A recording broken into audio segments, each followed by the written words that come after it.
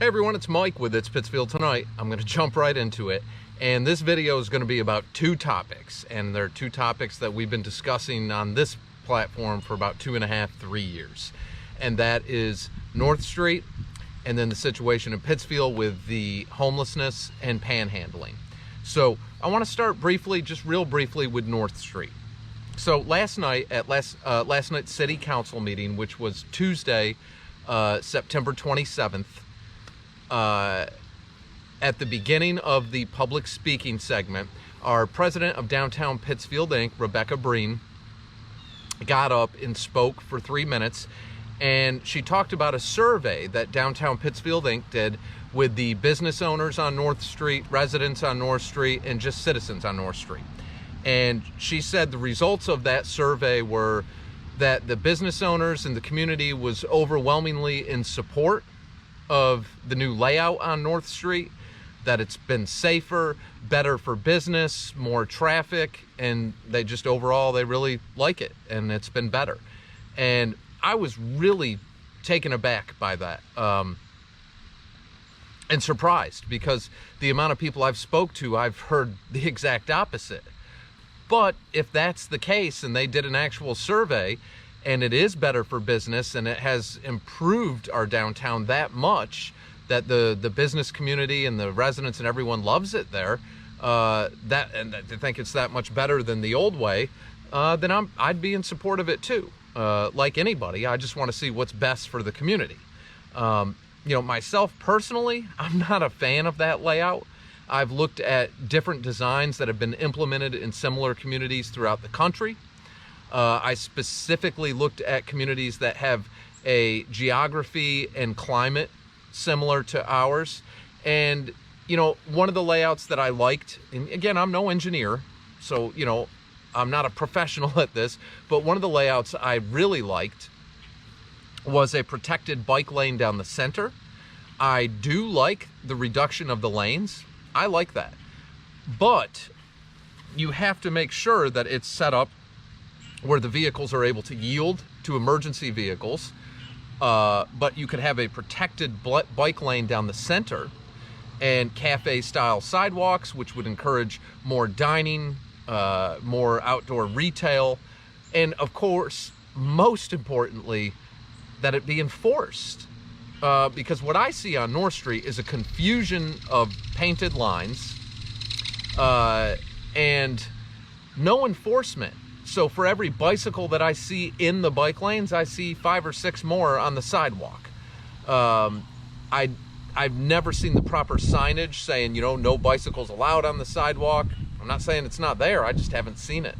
I haven't seen any PSAs educating the community. And, when I go down there, I see parking enforcement always in the bike lanes. I see delivery vehicles always in the bike lanes because they have to deliver goods to the merchants on North Street. And you always see vehicles traveling in the bike lanes to make a right turn. That's a very common one also. And again, no enforcement. So I was surprised to see the results of that's what their survey says. That's surprising. Now, before I get 100% behind it, if that's the case, I do want to get up there myself and talk to some of the business owners. And I'm not saying I doubt Rebecca, but I just would like to talk to some of the business owners myself, and hopefully they would be willing to speak on camera. I know a lot of business owners are reluctant to because they don't want any flack or backlash from the city. But there's some ducks right here. I hope that some do. I hope that I can get some people to speak on camera, so it's not just me saying it. It's not just hearsay or secondhand. But again, if that is the case, that it's that much of an improvement, and the citizens and the business owners and everyone loves it that much, then I would be in support of it too. Because, like everyone, I just want what's best for the community. So that being said, get to the next part of the council meeting. That was a huge part that we talked about, was our parks and homelessness, and then we talked about panhandling. But specifically with the parks, we talked about Springside Park. And this one, I feel like I have a lot of input on this one because if you remember during the pandemic, So we'll go back to 2020. The mayor's office reached out to the Diocese of Springfield and made an agreement with them where the Diocese of Springfield allowed them to use the former St. Joseph's High School on Maplewood for an emergency shelter, and said they could use it for as long as they needed to. Well, by July of 2020, just 5-6 months after opening it, ServiceNet, who is the contractor that the city of Pittsfield works with, our service provider for those services for people in homelessness and sheltering, they abruptly closed the shelter in July of 2020. And they said initially the reason they closed it is the amount of guests that were using it were almost down to none.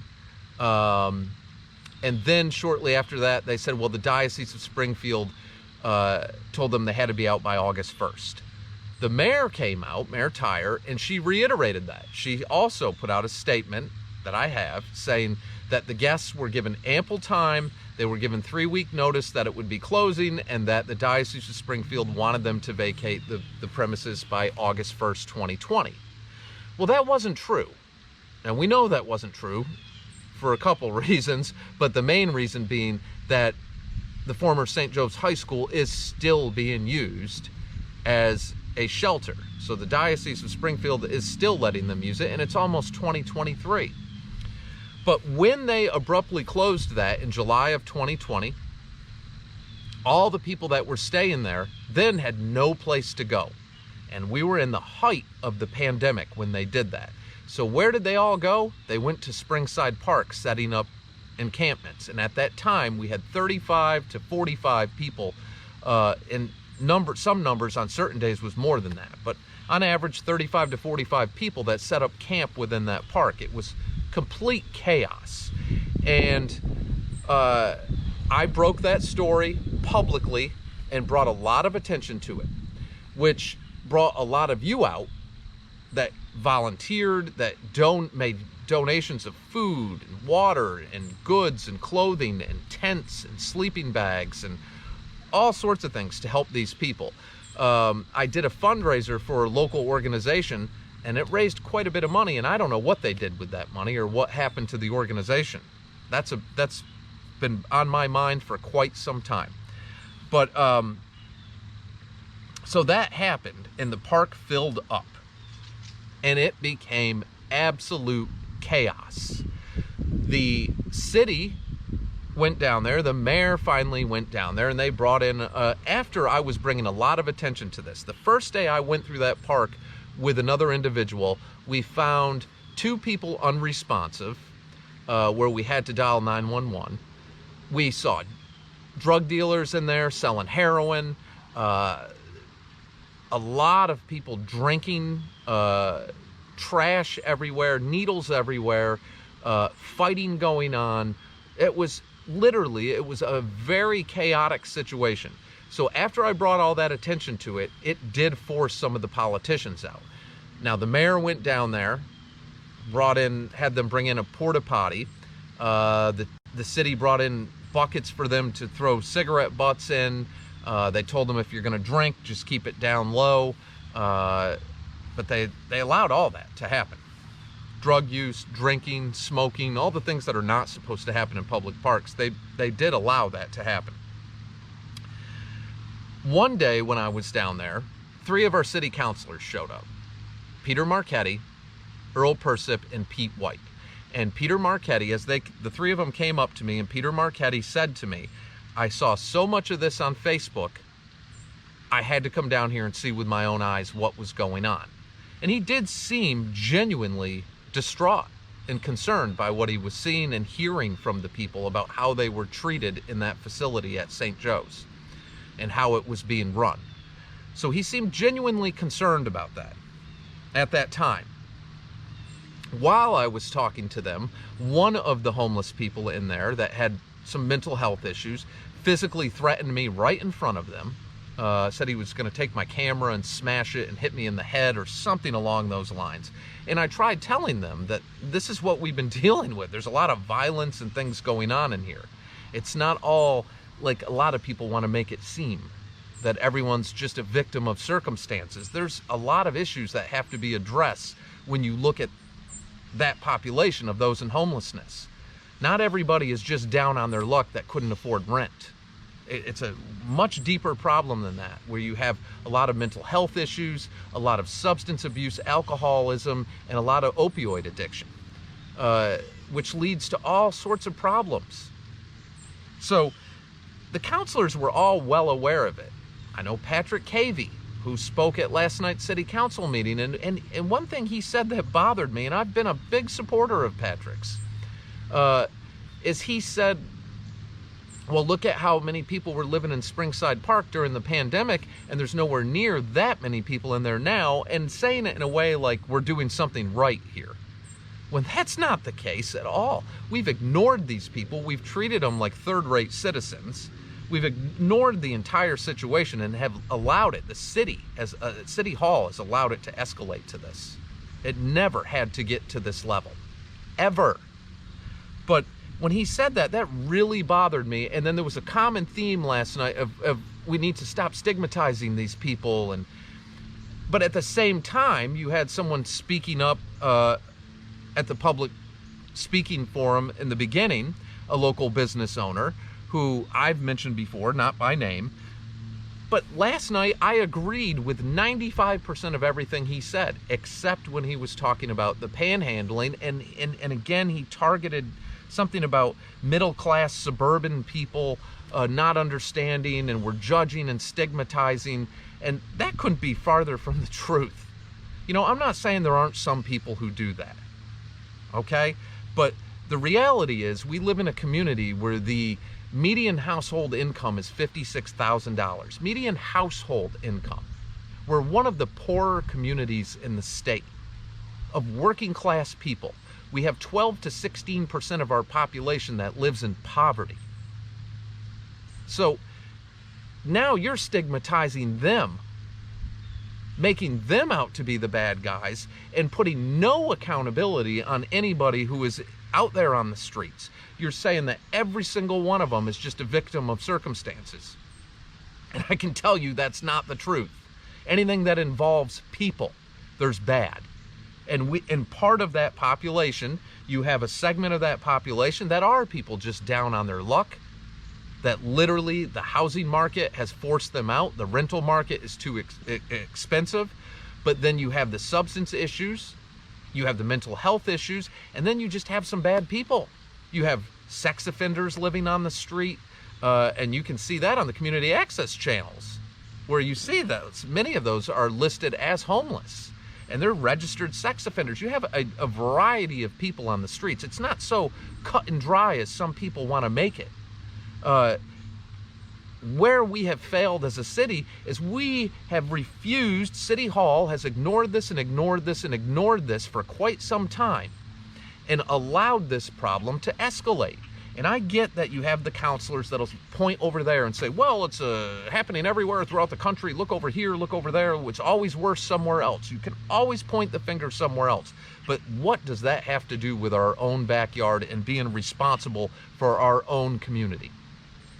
That's what we should be talking about. Don't worry about somewhere else. Yes, it's always going to be worse somewhere else. Worry about right here. And we have ignored this and ignored this and ignored this. That situation at Springside Park never had to get to this. I remember going in there with another individual many times during the pandemic, and the drinking and partying and drug use was in there was so bad that one night we saw one of the couples, there was a couple that was staying in there. They were highly intoxicated. They got into a domestic dispute, and the guy was dragging his fiance, I believe at the time, through the fire pit. Like, it was a very violent thing. We dialed 911. The cops were getting sick of us calling and sending them down there. It was continual problems because, again, the city allowed all the rules to be broken. I mean, I could go down there, I guess, this weekend with my friends and set up a tent, bring a couple 18-packs of beer, and how could anyone stop that? How could anyone enforce that and cite us for doing that, which is illegal, and not cite the other people? And there's where you have an issue. The city has failed. It has failed in its own policies and rules. And to say, well, let's just sit back and wait and see how some of these programs go. No, we're not doing enough. We need to catch up. I am all for the transitional and supportive housing unit that's going in. It's about time. I support that 100%. We need better sheltering programs. I don't like the way ServiceNet runs in our community, where they kick these people out at 8 in the morning and they can't come back till 4 p.m. And it allows a lot of other problems happening throughout the day in the community. It's not getting to the core issues and addressing them. It's not placing people in the programs that they need.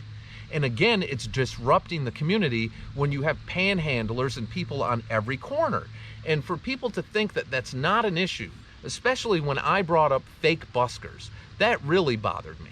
When you see someone out there with thousands of dollars worth of equipment blaring their music in front of either Price Chopper or TJ Maxx through a 750 watt amp, blaring violin or accordion music, that's aggressive panhandling that deters people from going in these stores. It freaks people out.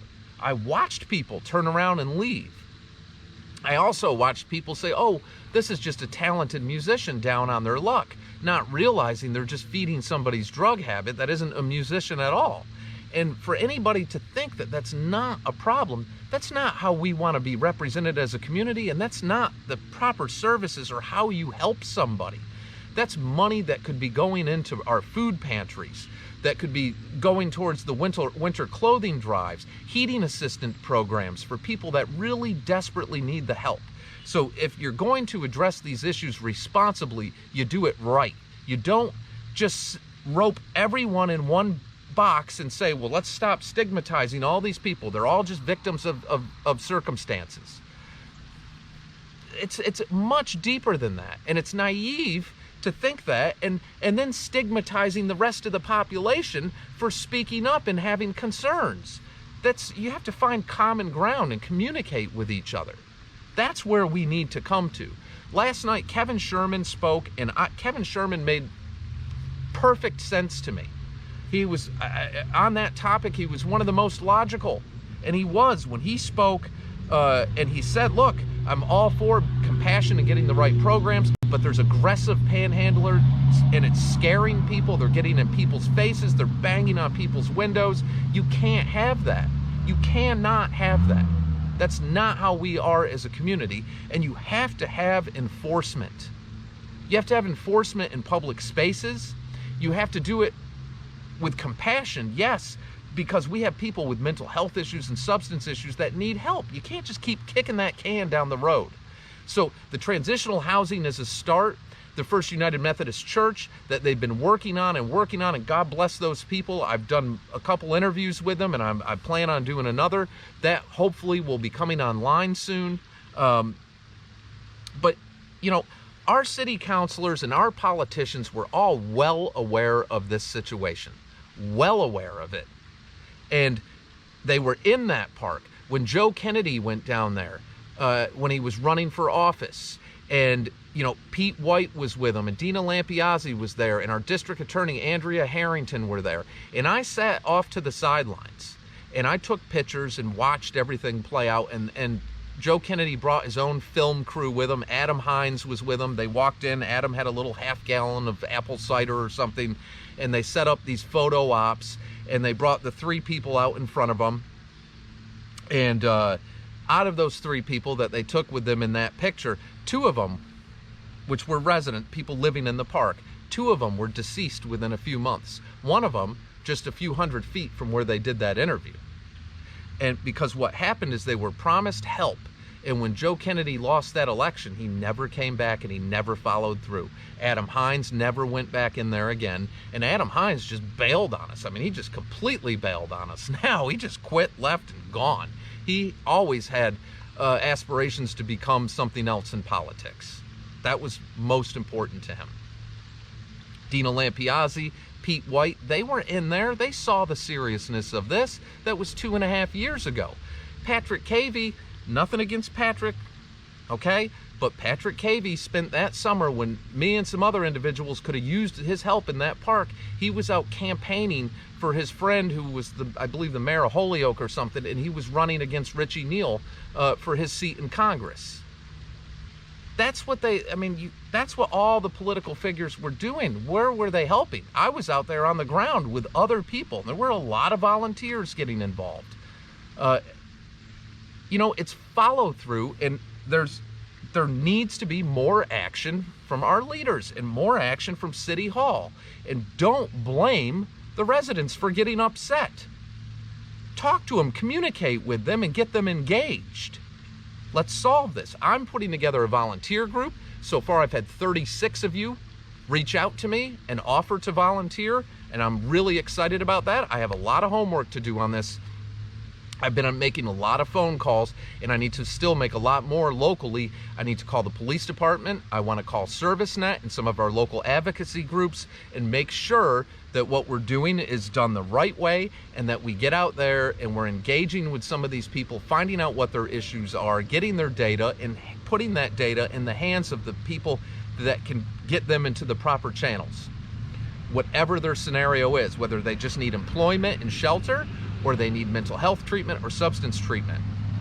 But it's going to take the community to stand up and not just talking about it, but getting engaged. And like I said, so far 36 of you have reached out to me and offered to volunteer, and that's huge. And we need all we can get, So if you're willing to do that, please message me, comment on the page, or private message the page. And if I don't get back to you right away, I'm just compiling a list, and I will get up with you, I promise. So that is it for now. I know this was a long one. I'll be doing a follow-up with Mark Tully. If you haven't seen that, Mark Tully and Lisa Tully, who's our former Ward 1 city councilor, are down in Port Charlotte, Florida, in the heart of that hurricane. And Mark has been sending me videos that are unbelievable. I'm going to get the rest of those up either tonight or tomorrow morning. And hopefully Mark and Lisa are still safe and everything's cool with them. So I'll be following up on that. But everyone, get involved, pay attention, take care of each other, take care of yourselves, and I'll catch you all in the next day or two.